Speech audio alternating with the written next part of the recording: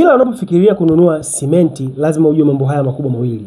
Moja, kwenye kila mfuko wa simenti zipo namba ambazo zimeandikwa. Ipo 32.5 N au R, lakini pia ipo 42.5 N au R. Na namba hizi zina utofauti mkubwa kabisa. Leo nitakutajia faida za kutumia kila aina ya namba au kila aina ya cement bag kwenye grade zake na namna ambavyo matumizi yake yamepangwa au yamedesigniwa kuwa.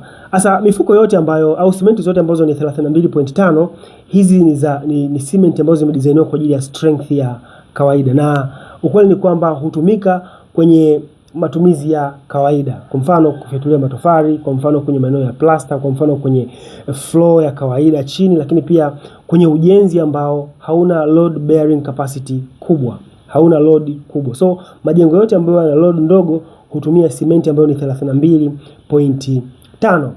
Lakini 42.5 ni heavy. Tuseme ni kama heavy duty cement. Ni cement ambayo ina high strength. Na cement hii hutumika kwenye structures members zote. Hapa nazungumzia kwenye column, kwenye slab, kwenye beam, kwenye madaraja na maeneo mengine ambayo yana load kubwa. Sasa unapofanya maamuzi ya kununua cement ni lazima ujue kwamba cement hii unaitaka kuitumia sehemu gani. Ukiwa unajenga kwa mfano choo, unajenga nyumba vyumba viwili, hauna haja ya kutumia cement ambayo ni 42.5.